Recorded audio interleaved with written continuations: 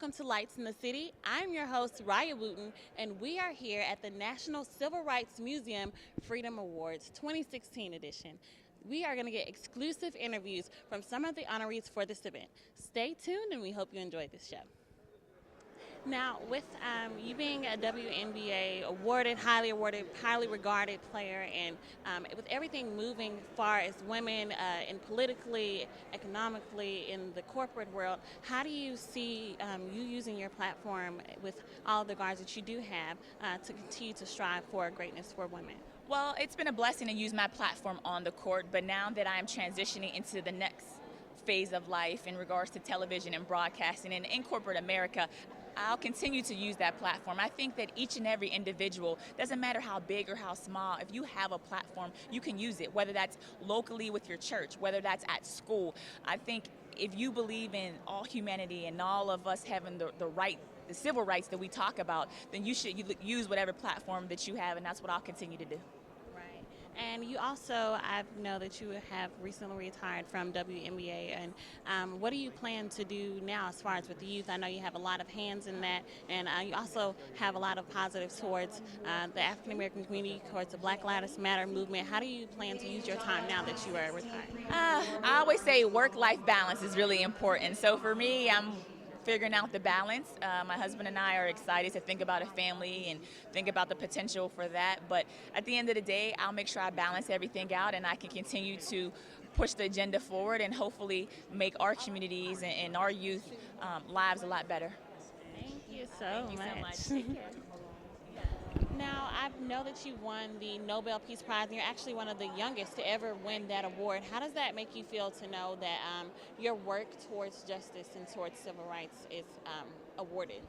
I'm so proud to win Peace Prize and also to win Freedom Prize.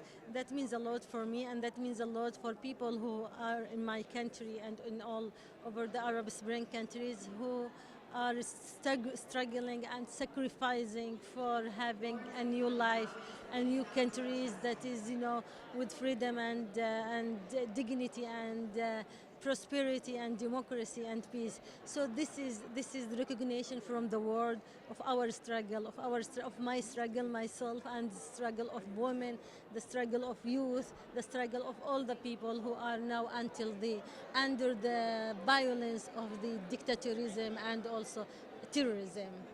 Yeah. So, how do you plan to work towards fighting those struggles that women go through, that people from your country go through?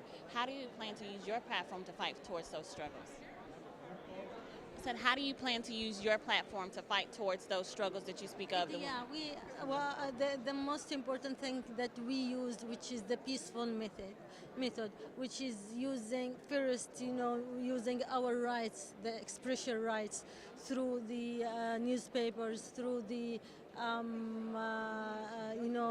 sittings and demonstrations, and that was very tough to the ousted regimes that we use this right and we didn't ask the permission from them to give us. So that was the most important thing that we use as a peaceful method, and carrying flowers in front of all the violence that he's making against us. Didn't replay any violence by violence. We just use the non-violence as the only way. So that gave us a big courage, and also that gave us the chance to win in the first step of the revolution. Now we are suffering from counter-revolution, but as we win in the first step, we will win in the second step. This is the rule of history of the revolution everywhere. Every great revolution followed by counter-revolution, but the end, people win. Thank you. I'm standing here with Anthony Brown, who is covering the event. He will be performing his song, Worth. He's a gospel artist. How are you doing, Anthony? I'm doing amazing. Very grateful to be here. Thank you. Thank you for coming, and thank you for performing for us tonight. So tell me about this song, Worth. What can we expect from this song? Man, it's been a song I've been singing all year long. It's just It's done great, and people have connected with it. It took me to the Grammys, took me to the Stellars. Just left the Dove Awards last week and won 2 Dove Awards, and we performed it there as well on TBN. And so when I got the call to do it here, I thought it was just so befitting, since this is the Freedom Awards, and the song talks about knowing one's value and knowing one's worth, and I think it just kind of all fits together. So I'm grateful to be able to do it tonight. So with that being said, you said the song talks about knowing one's value and knowing one's worth. You said you wrote the lyrics for it. What part of your life did this song help you through? Like, how did it help you? Well, you know what? God gave me this song in the middle of a point where I was very depressed. You know how you can look to the left and the right, you can compare yourself to other people, and I've always heard the comparison is the thief of joy. If you start looking at how you fare up with other people, it's just a very bad thing. It's better to know that the Creator, God, who created you, made you perfect in His image, that you are fearfully and wonderfully made. And if you know who gives you your value, then you'll never second guess it. I completely agree with you. What are you doing, working on right now? I heard you say that you have a project that's coming out, so tell me a little bit about that. Well, no, that project, the Worth project has been out for a while, but yesterday I just announced the tour we're doing with Live Nation with myself and Jonathan McReynolds and Travis Green. We're coming together for 2017, touring venues all across the country. And then I will do another project next July, a new project coming out that I can't tell you about too much yet, but it's on the way. I have one more question for you.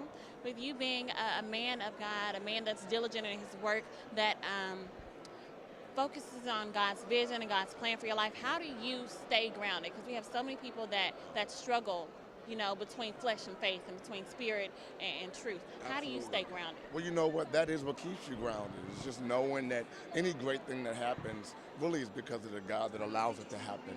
It's like David, you know, that God would use David in the Bible to, you know, kill Goliath and slay lions and tigers and bears. But whenever he would finish, he went back to the pasture to do what he was called to do, which was to serve the sheep. And so for me, that's what keeps me balanced. Anything that happens good in my life, I'm aware that God just used me to kill a giant. But really my job is to be back in the pasture with the sheep. Thank you so much, and we are looking forward to hearing Worth. How do we get in contact with you? How do we check you out and see your latest stuff? Yeah, it's all social media, right? So Facebook, Twitter, Instagram, it's all AJB Live, AJBLIVE, or on my website, ajblive.com.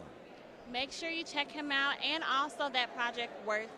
And thank you so much for interviewing with us. Thank you very much. Appreciate it. I am standing here with Mrs. O'Brien. How are you doing? Hey, I'm great. How are you? I am good. You look great. What do you have on today?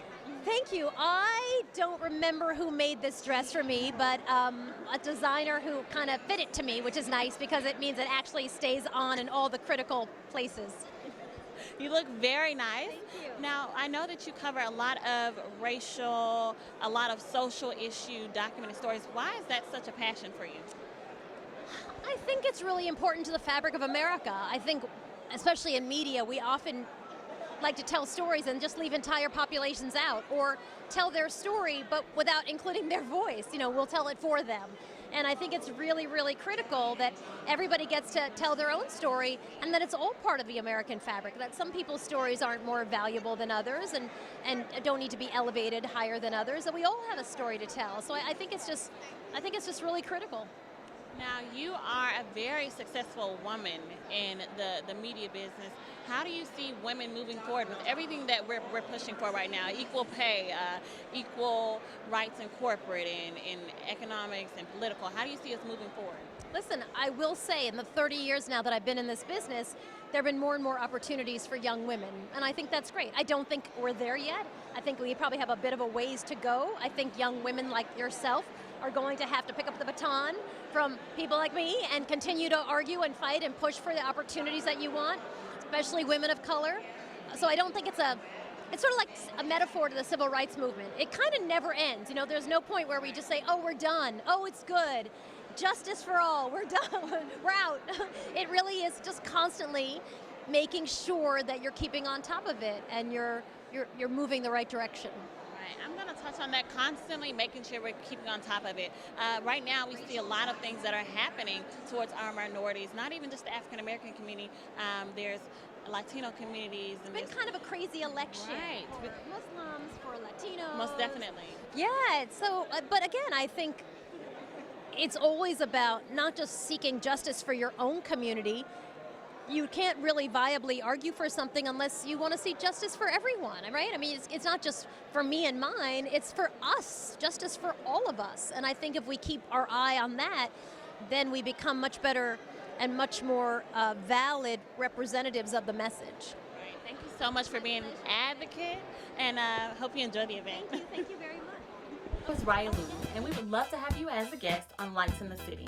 If you're a business owner, have an organization, or have upcoming events, we would love to hear your story. Go to l3television.com for more details.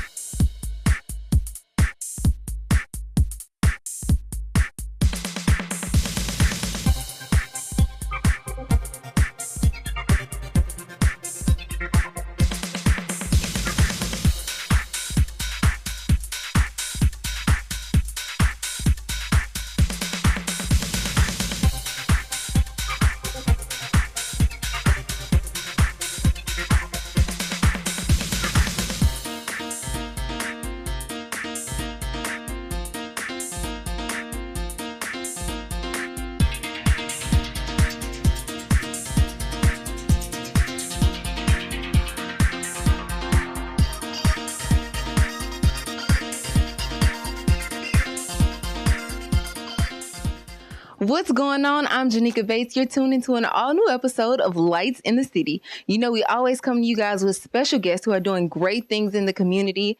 Today's show is no different. I have Miss LaShondra Robinson. She is the CEO, founder, and executive director of UCan of Memphis. How are you doing, Miss LaShondra? I'm wonderful. Thank you. Good. So please tell me, what exactly is UCan of Memphis? So UCan of Memphis is basically a mentoring organization for middle and high school students.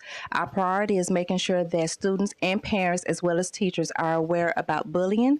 And then also, how can we help our students be more prepared for the workforce development? Okay, and so how do you guys do that? Do you have activities outside the school or inside the school, or do you go to schools, or what all do you do? We do a lot of things, a combination of all of that. So we actually go to the schools and we talk about bullying. Considering that October was Bully Awareness Month, we actually had about 5 assemblies. We did 2 conferences and 1 workshop, and we talked about what is bullying. How can you notice the signs of being bullied? And then also, how can you prevent yourself being a bully?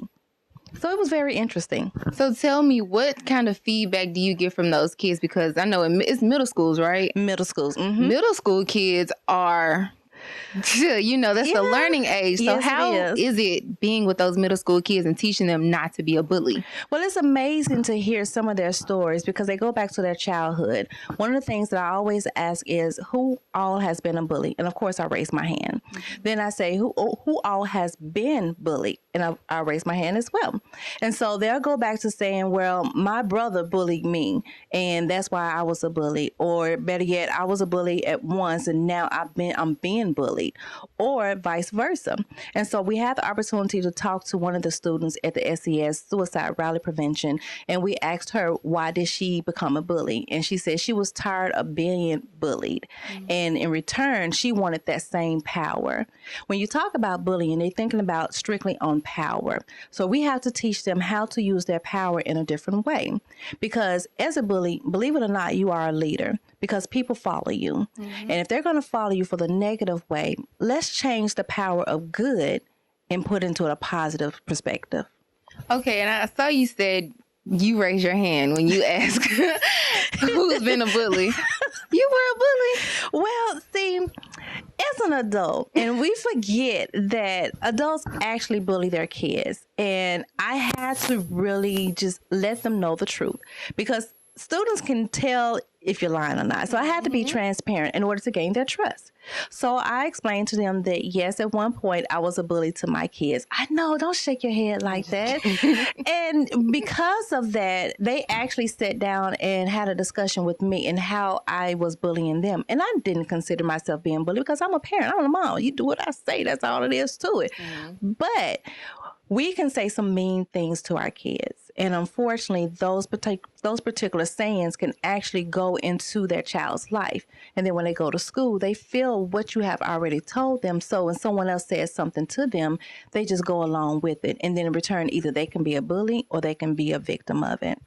So is that where the concept of UCan's bullying platform came from you being a bully yourself? Well, actually, no. So about 4 years ago, my brother committed suicide. And in the fact of him committing suicide, one of the things that he wanted us to be aware of was mental health. And so I took that information, knowing what actually happened while he was in school because of who he was and what he did. And then also our own personal lifestyles and life itself with our parents. I knew there were some things that he actually encountered and only I knew because he was quiet about it. And I never stood up because I thought that, okay, that's not what we do. You know, you're strong, you'll be okay, you're a boy, suck it up, you'll be all right. But evidently that wasn't the case. And so when you're looking for love in so many different ways because you're not getting the love that you really want from home, then it affects you. So because of the things that happened in his life, in the letter that he left me, is explaining to me that he was depressed since middle school, I took that and I said, okay, what can we do? Now, don't get me wrong. It wasn't immediate because I actually kind of held back on everything for about a year because I couldn't handle it. I didn't know what to do until one day I just prayed and I said, you know, you're going to have to release this from me and tell me what do I need to do to help make your awareness more available for other people. And so at that point, it was like, we need to talk about bullying. Now, he wasn't so much as being bullied, but that mental awareness, that mental health piece of it is something that a lot of kids go through when you're talking about being bullied or being a victim of it. So if we can just bring awareness of that and let people know that if you have been bullied or even with the social competence of it, you need to get help. And that was one thing that he made me promise is to let people know to get help. Don't hold back. Don't say what you can't do. Just make sure that you get help. And that's what I'm doing. That is so good. So tell me about some of the schools that you go to. What schools do you go to and what community centers do you go to offer your help? So we go to any schools that actually call us. We're basically out of North Memphis area. So we have adopted Douglas K-8 school. We also work with the Humes Preparatory Academy. And also we're in Lucy E. Campbell, which is an elementary school. That's good. Now I'm going to tell you about these elementary students. Please. These elementary students, they are funny, but they're so real. I had the opportunity to do one assembly there at Lucy, and it was just amazing because I'm always dramatic with my presentation because I want to be able to get their attention, but also be engaged at the same time. And so at the end of the whole assembly, this one particular girl came up to me and she gave me a hug. And of course, I love hugs. And I was like, hey, oh, sweet baby girl. And she said, Miss Robinson. I said, yes.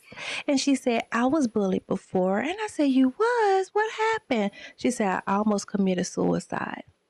Think about this elementary student coming to you and telling you that she almost committed suicide because she had been bullied. That broke me down, but I had to hold strong. I had to hold my tears because, again, I have to be strong for her. And I said, so what happened? Why didn't you do it? I'm glad that you didn't do it. And she said her brother, or actually her uncle, was the one that saved her life. Her uncle told her that no matter what people say, you have to know who you are and be strong. And from there, she just said, that's what I keep saying to myself.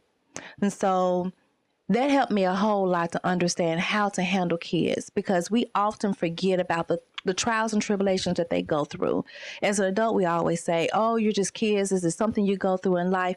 But this life is different. It's totally different. If we don't pay attention to our kids now, we're going to lose them. And that's what I'm here for. Thank you so much for, being there for the kids and talking to them, being someone they can go to if they need help. We're going to take a quick break. We'll be right back. What's going on? I'm Janika Bates with Lights in the City, and I'm ready to do an interview. All I'm missing is you. Go to l3television.com for more details. L3 Media is the Mid-South's premier videography and photography company. We specialize in capturing all of life's greatest moments. Whenever you need talented and professional service for your special events or business, L3 Media is the company for you. You can contact us at all of our social media sites. You can like us on Facebook, check out our website,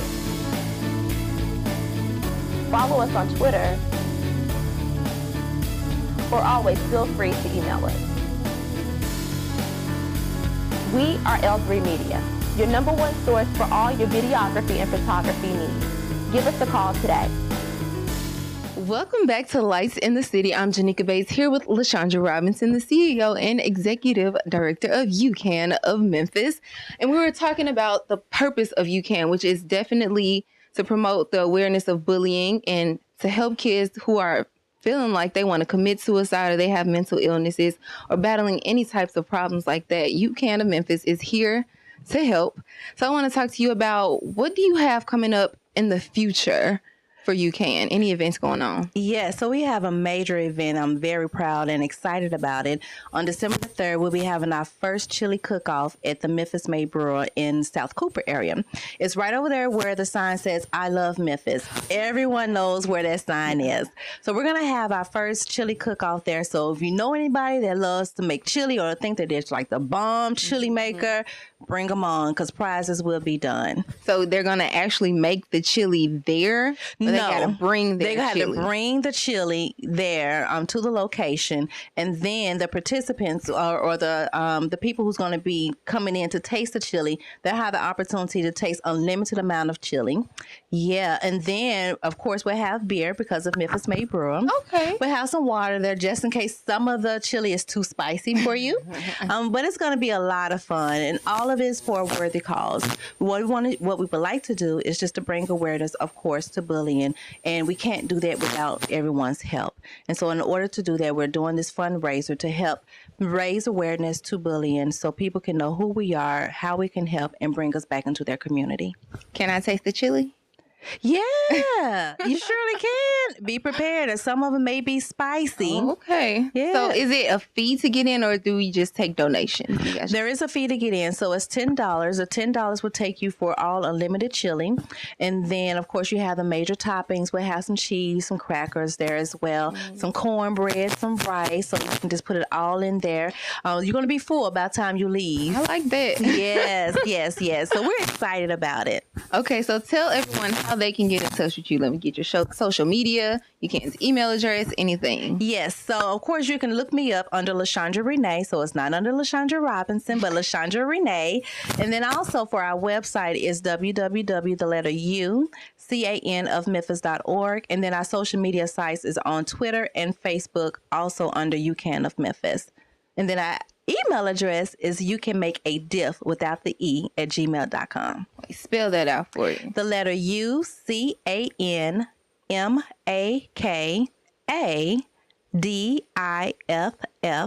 at gmail.com. Okay, I like that. Yes. Thank you so very much. Thank you all for tuning in for this episode of Lights in the City. We'll see you next time.